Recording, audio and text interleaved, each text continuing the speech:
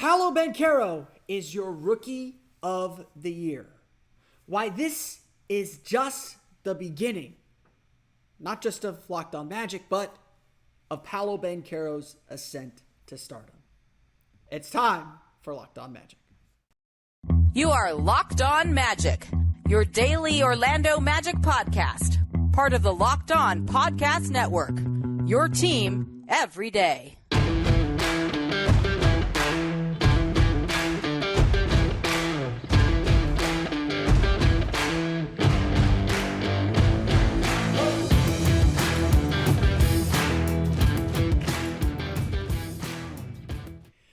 And you are indeed Locked On Magic. Today is April 26, 2023. My name is Philip Rossman-Reich. I'm the expert and site editor over at OrlandoMagicDaily.com. Of course, find me on Twitter at PhilipRR_OMD. On today's episode of Locked On Magic, Paolo Banchero gets the hardware. Paolo Banchero is your Rookie of the Year. He's taking home the Wilt Chamberlain Trophy.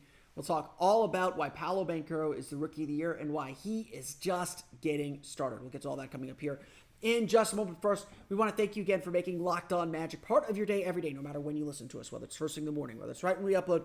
We truly appreciate you making Locked On Magic part of your day every day. Remember, there's a great Locked On podcast covering every single team in the NBA. Just search for Locked On and the team you're looking for. The Locked On Podcast Network. It's your team every day. Today's podcast is brought to you by our friends at the Gametime app. Download the Gametime app, create an account, and use code LOCKEDONNBA for $20 off your first purchase. Last minute tickets, lowest prices, guaranteed.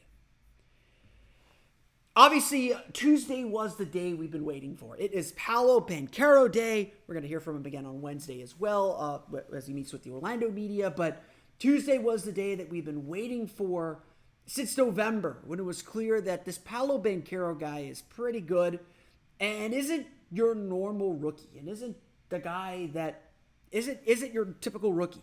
That he was doing something that felt historic, felt like it had the weight of history, felt like it was going to be something that we would talk about for ages.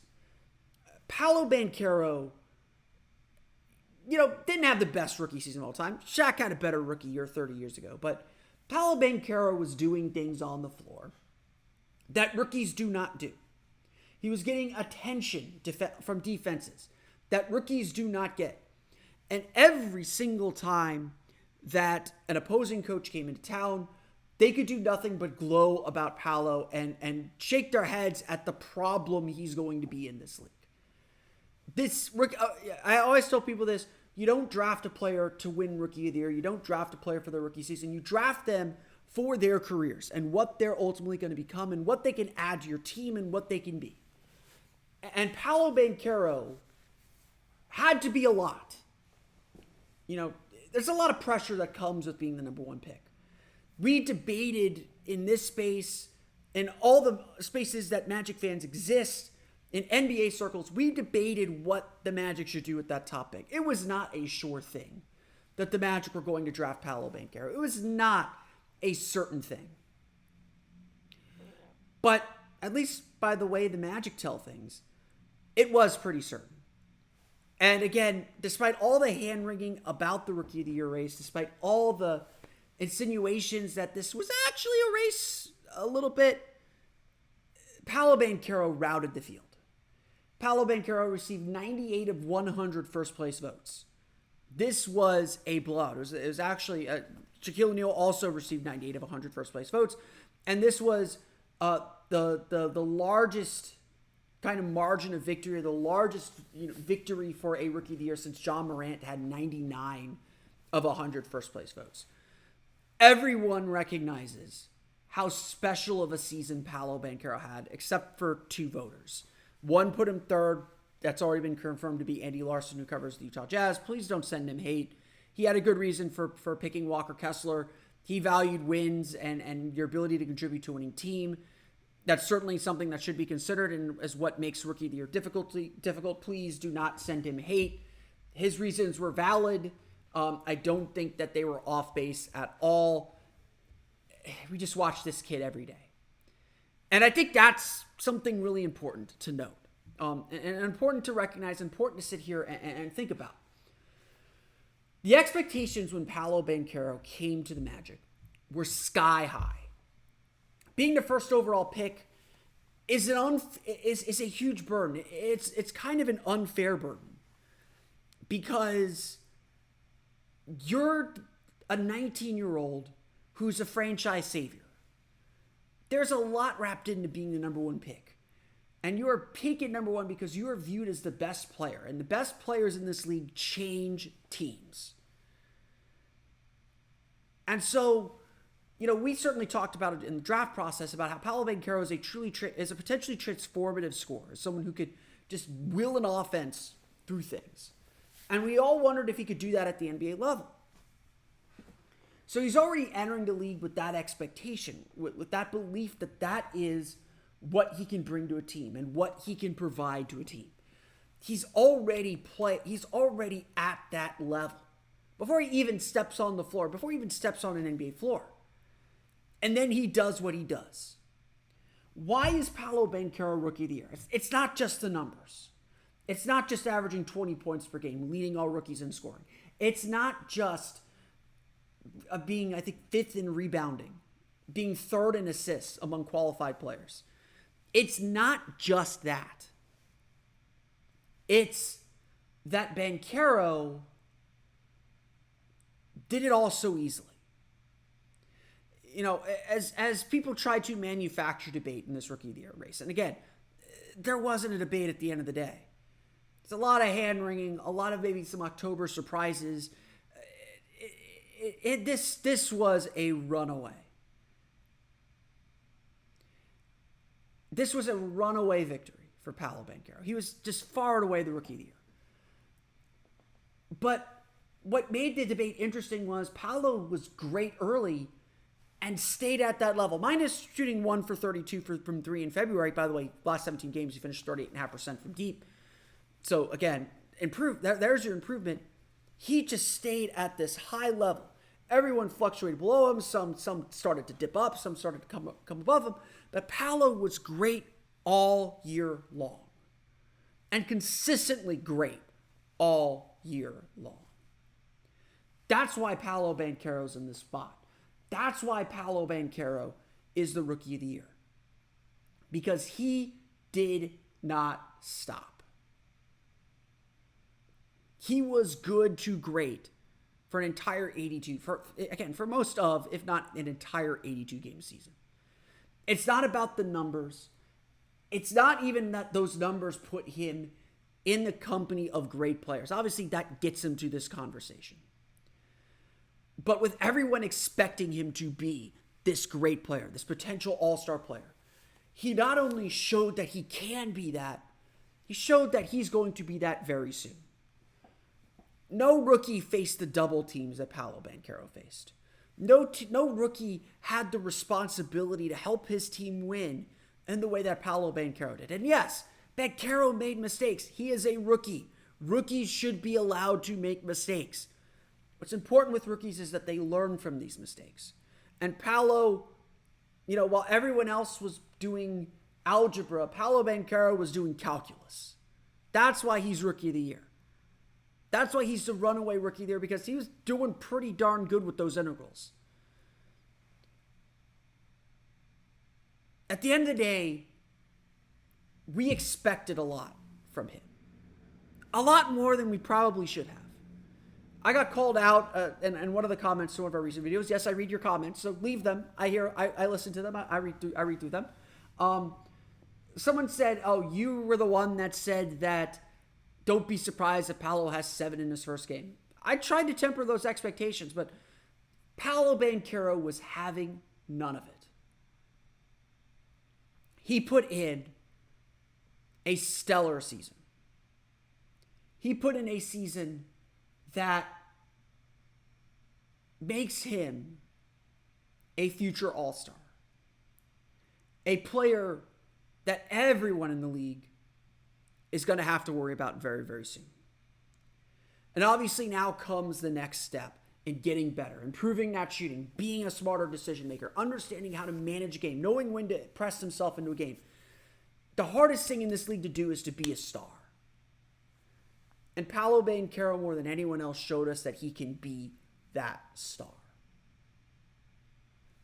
That's why he's Rookie of the Year. You don't need me to tell you that. But Paolo Banchero had high expectations coming into this season. And he blew us all away. He begged us to set the bar higher for him, to expect more from him. And we already expected a lot.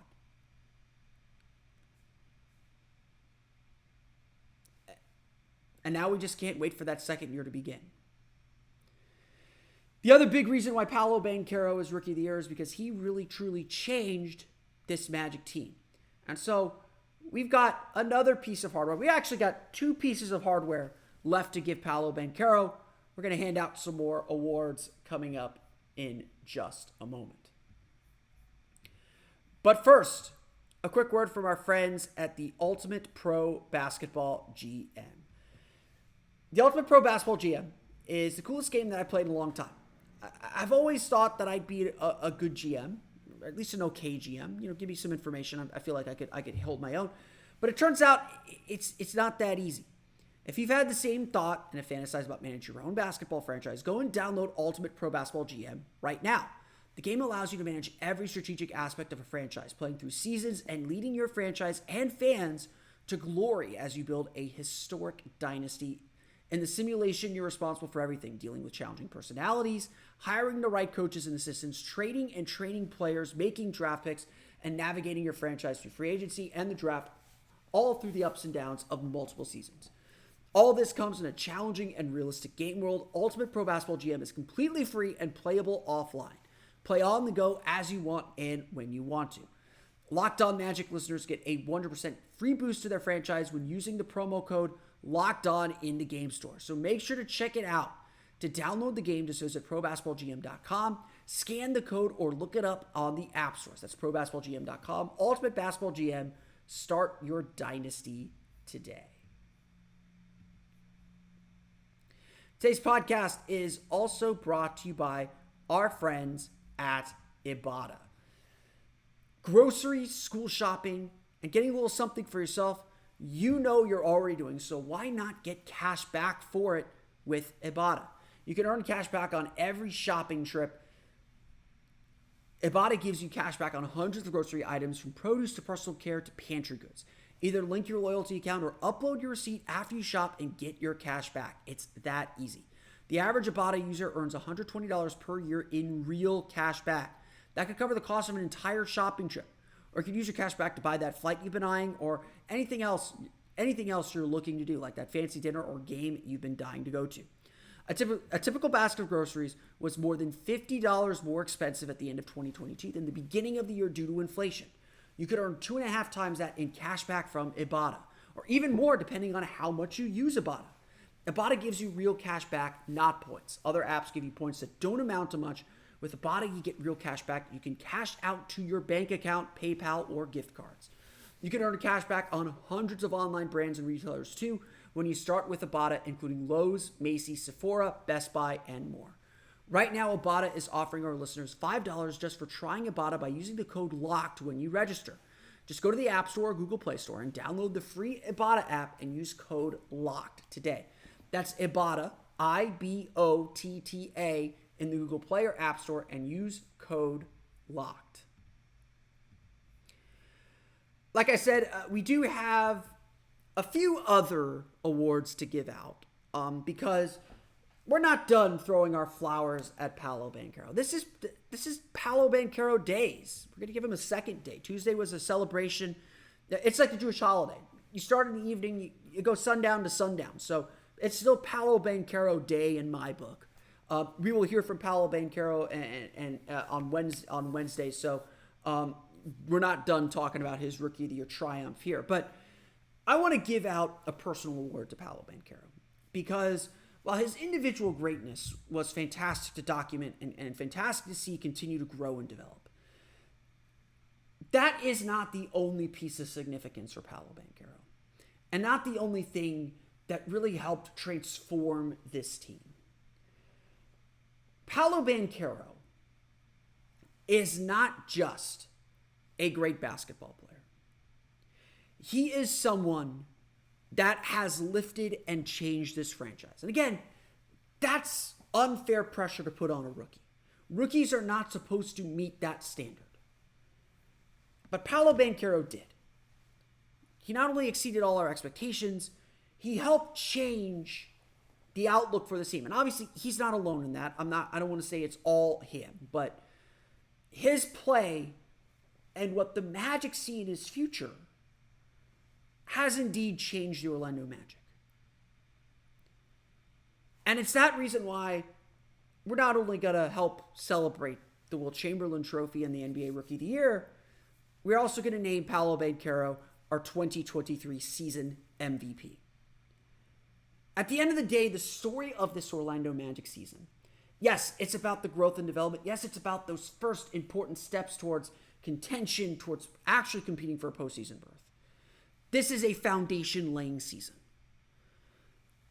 But nothing in this season changed this team or changed how we look at this team than adding Paolo Banchero. Paolo Banchero is that important to who this Magic team is and what they're ultimately going to become, because he showed us exactly what this team can be. He showed us what is possible and how this team can develop. He showed all of that to us. And ultimately, this story that the Magic are on, the story that the Magic are playing, this story is Paolo Banchero's story. I suspect that when we do this podcast again next year, and honestly, as we do this podcast for the next 6-7 years, if I'm still doing the podcast, and still writing for Orlando Magic Daily in that time, I imagine we will be naming Paolo Banchero our MVP for the foreseeable future. Because he is that good, and he is going to be that good, and he is going to be the driving force of this team. Again, it's not just about the individual numbers, although he did lead the team in scoring. It's not just about the historic marks that he set, although that certainly points to the future that we believe is in store now, and the expectations and what we believe Paolo can be and do for this franchise, the same thing that Luka Doncic has done for the Mavericks, or that Blake Griffin did for the Clippers, or certainly Shaq did for the Magic back in the day. Maybe not to that extent, but this is the company that Banchero kept in his rookie year. And that's the bar that keeps getting set. The number one pick is supposed to give you this clarity. You're supposed to draft a player that points you to your future. And that's where the Magic sit today. The Magic just completed a 34-win season. That's usually not a lot to write home about. Yes, the Magic improved by 12 wins, but as plenty of cynics, and y'all aren't wrong, would point out, there's still work to do. No one here is denying that there's not work to do. But it is also undeniable the growth this team made. That the floor has risen as much as the ceiling has risen. That this Magic team is not going back down below that floor. They're not going, barring injuries, they're not going back to tanking. This season, we started focusing on the postseason, and we will not, nor should we, expect anything else because of what this team has shown. With a rookie Paolo Banchero, the Magic showed us what is possible, what this team can do. And again, it's not all him, but he is something that is completely brand new that was added to the mix. He is something that had an outsized effect on everything the Magic did. And yes, again, he made mistakes. He's a rookie. He turned the ball over. He got himself stuck. He took bad shots. He made bad decisions. He went cold from deep. He went through rookie slumps. That's okay. Because the Magic understood, and the Magic know that he is ultimately going to lead them to the promised land. That's what they believed when they drafted him. And now, after watching him play a year, after watching how this team wants to build, we can see that land, that vision out in the future. What the Magic needed to do this year, and why this season was so successful, was we needed to understand what this team could be when they were competitive. What this team could accomplish, and how this team could get to the postseason.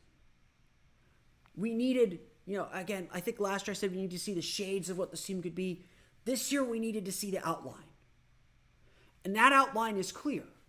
We can point to the needs for this team and what they would take to get there. They need more shooting. They need to trust each other in the pass a little more. They need better decision making. They need to get some experience and composure to grow up a little bit, to mature as players. We can see all that. All that is clear. Just as clear as the talent that is here to make the playoffs.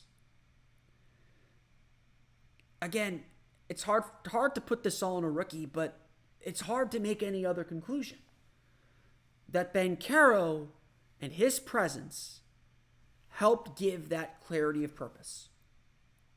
Helped provide this team with that sense of, oh, this is what it looks like.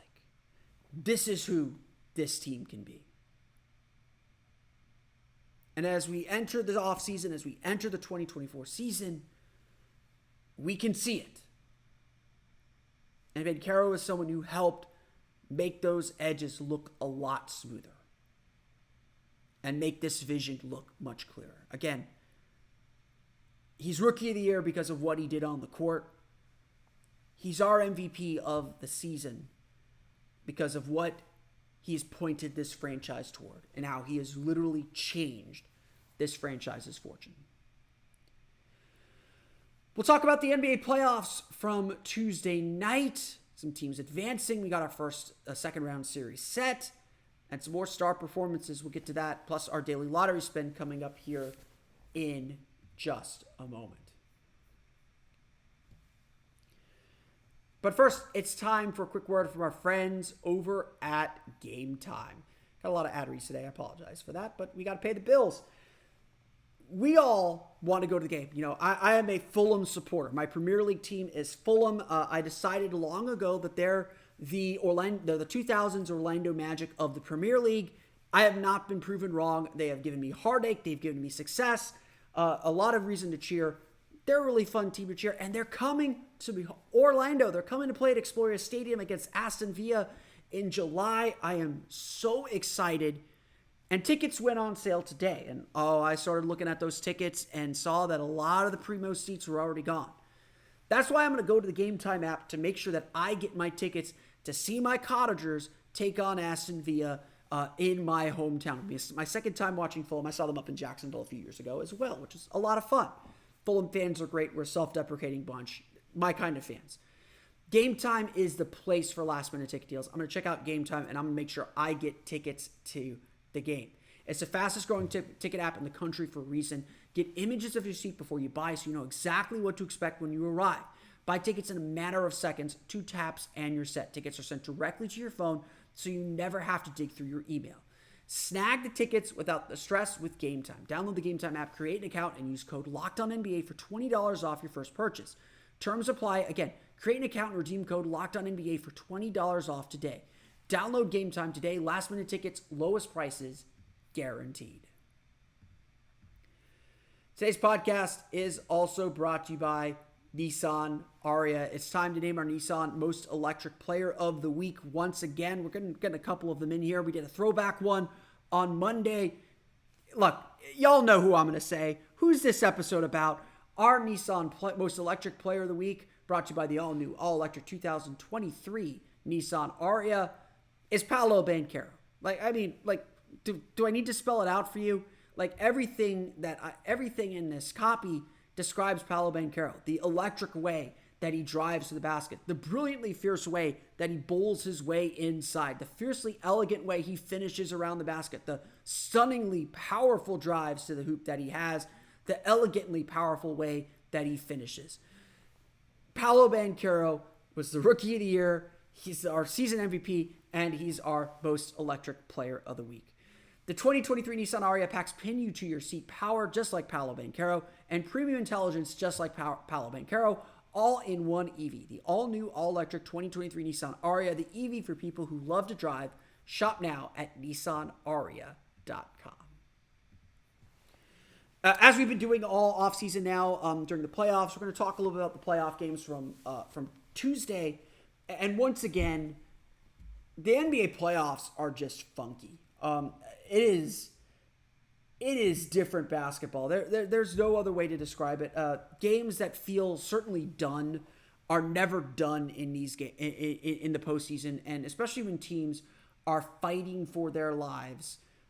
It's exciting, and games are never over. If anything, what these playoff games the last two nights between the Miami game, between the Miami-Milwaukee game, between Denver, Minnesota on Sunday, Denver, Minnesota Tuesday, Phoenix Clippers, Hawks, Celtics, Lakers, Grizzlies, you got to scratch and claw for every one of those 48 minutes. Not a single minute is going to be conceded. And that was the case certainly on Tuesday night, with Trae Young hitting a huge shot to lead the Hawks on, I think it was a 17-3 run to defeat the Boston Celtics. Hit a big three late in the game. Boston just went into a shell. They were just not attacking the ball. I did not like Joe Mazzulla's lineups late in the game. I thought he should have made sure he had shooting, especially late in the game. Marcus Smart made some really bad decisions defensively on Trae Young, put them in the bonus. Again, just tried to be overly physical when the Hawks were really just kind of hammering them. And again, Trae Young is an individually brilliant player. And again, I think that's another thing that we're seeing here in these playoffs.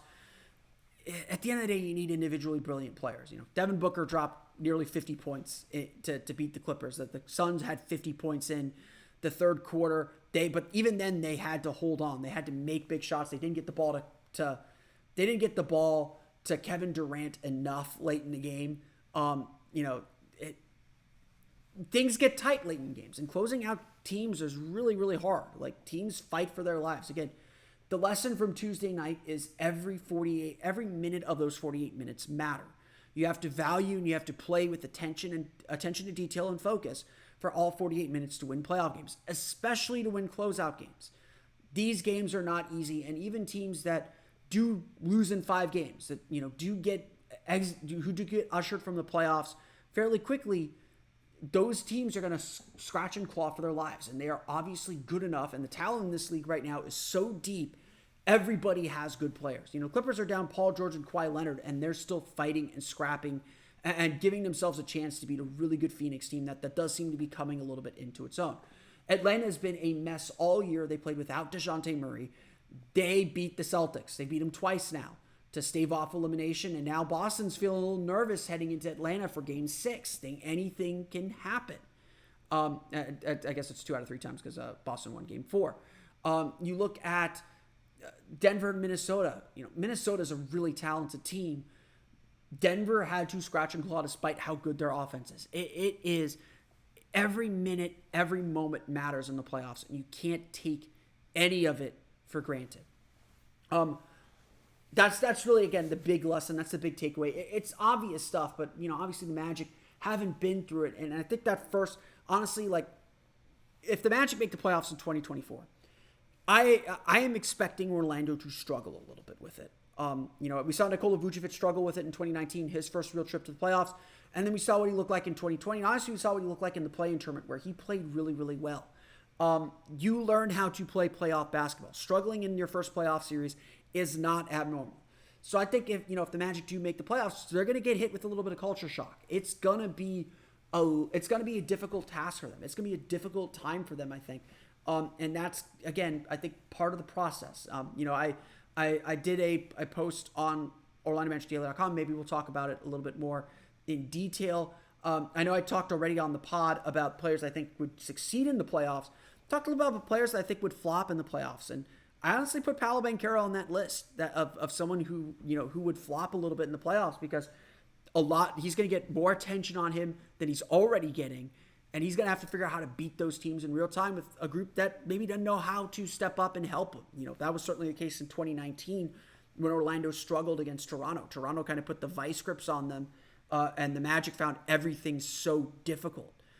That's how it is. Your star is going to find it difficult too, and you got to find a way to make it easier for him, and you got to find a way to help him out. And so it's going to be culture shock because you're seeing it throughout the league right now. How everyone gets tight, and the playoffs are just a really, really different animal.